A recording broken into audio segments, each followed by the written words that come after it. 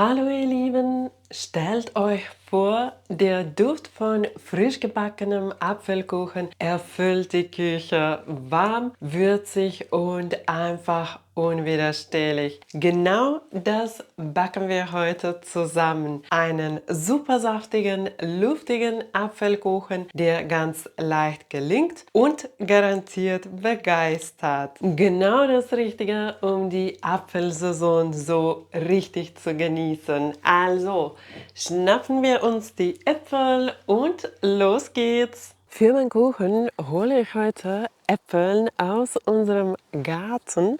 Wir haben so ein ganz kleines Apfelbaum, aber dieses Jahr haben wir eine richtig schöne Ernte und da ist auch genug für einen Kuchen. Die Äpfel erst entkernen und dann in dicke Scheiben schneiden. Die geschnittenen Äpfel in eine Schüssel geben. Dann brauchen wir noch eine Bio-Zitrone und ich werde erst den Abrieb mir zur Seite legen, weil ich den Abrieb für den Teig brauche. Und wenn ich jetzt die Zitrone direkt entsafte, dann ist das etwas schwierig, die Zitrone danach zu reiben, ja, sagt man das so? Also erst die Zitrone reiben und den Abrieb zur Seite lassen. Beim Reiben wichtig, dass du nur das Gelbe von der Schale entfernst, weil das Weiße etwas bitter sein kann. Und dann den Abrieb zur Seite legen und die Zitrone erst so auf dem Schneidebrett rollen. So wird das einfacher, die Zitrone danach zu entsaften. Dann halbieren und Hälfte von der Zitrone entsaften. So, die andere Hälfte lassen wir zur Seite. Das kommt noch zum Teig dazu und diese Teil geben wir jetzt zum Äpfeln. Das verhindert, dass die Äpfel braun werden. Ich gebe den Saft einfach so durch meine Hand dazu. So kann ich alle Zitronenkerne abfangen und dann kurz die Äpfel mit Zitronensaft bedecken und dann zur Seite legen und wir werden den Teig zubereiten. Für den Teig gibst du erst 5 Eier in eine große Schüssel, dann auch Zucker dazugeben. Ich verwende braune Zucker, aber du kannst auch Raffinadezucker anstatt nehmen. Und dann wird das Ganze mit dem Mixer etwa 10 Minuten geschlagen. Also hier wirklich so lange schlagen, bis es schön cremig wird und mit der Zeit hier beim Schlagen wirklich nicht sparsam sein. Also du solltest die Eier mit dem Zucker mindestens diese 10 Minuten schlagen und dann kannst du auch testen, indem du ein Muster auf der Oberfläche machst und wenn die Muster ein paar Sekunden hält, dann weißt du, dass du lang genug geschlagen hast. Das ist wirklich wichtig, weil genau diese Masse den Kuchen richtig luftig und fluffig macht. Und jetzt geben wir noch das Butter dazu. Die Butter habe ich im Mikrowelle geschmolzen und leicht abgekühlt, also es sollte nicht mehr heiß sein. Und dann langsam dazugeben und kurz weiterschlagen. So, den Mixer brauchen wir nicht mehr. Den Teig auch zuerst zur Seite legen und an dieser Stelle kannst du auch deinen Backofen schon vorheizen auf 175 Grad Ober-Unterhitze. Und jetzt werde ich noch die flüssigen Zutaten und die Trockenzutaten vorbereiten. Also hier habe ich meinen Joghurt und dazu gebe ich jetzt den Zitronenabrieb. Und dann auch die zweite Hälfte von Zitrone entsaften und den Saft zum Joghurt geben. Und dann kurz vermischen. So, und dann noch die Trockenzutaten vorbereiten. Also ich gebe mein Mehl in eine Schüssel. Dazu kommt noch Backpulver, Backnatron.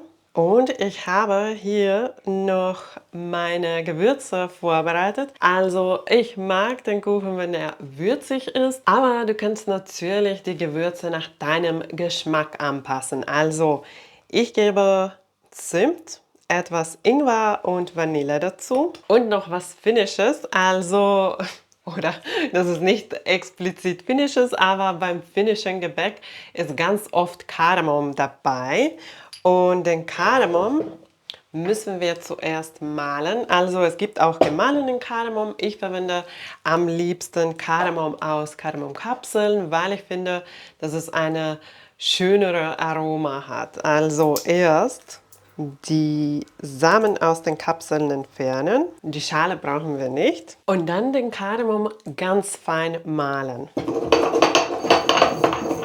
Der duftet schon richtig schön würzig. Und jetzt die Trockenzutaten durch ein Sieb ins Teig geben, abwechselnd mit dem flüssigen Zutaten. Ich gebe erst noch Prise Salz dazu. Den Kardamom gebe ich auch separat dazu, weil er nicht ganz so fein ist, so dass er dann nicht im Sieb hängen bleibt.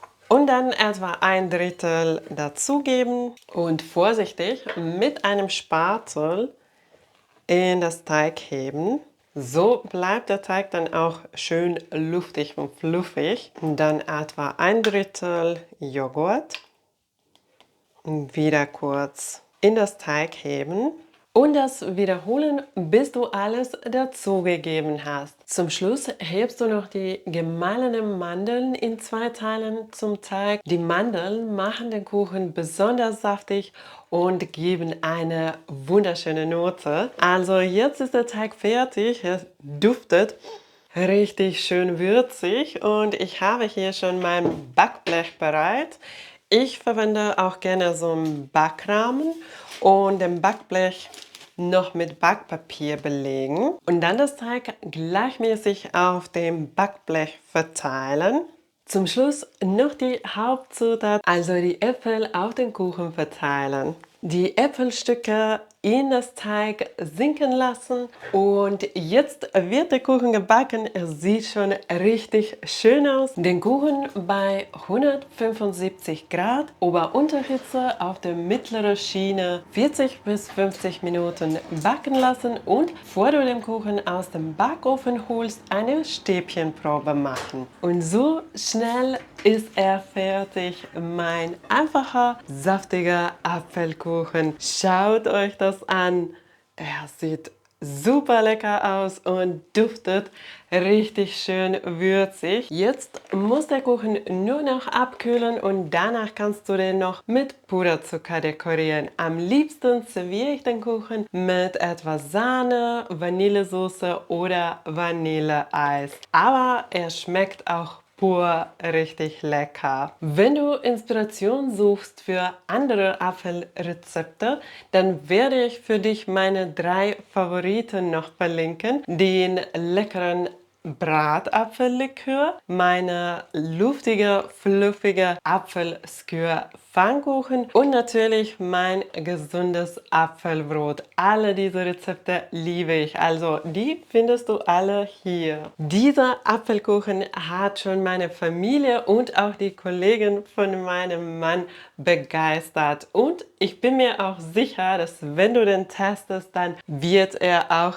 dich begeistern. Wenn dir mein Rezept gefallen hat, vergiss nicht den Daumen nach oben zu geben und wenn du neu auf meinem Kanal bist, kannst du jetzt abonnieren, um keine neuen leckeren Rezepte zu verpassen. Danke, dass du dabei warst. Tschüss und bis zum nächsten Mal.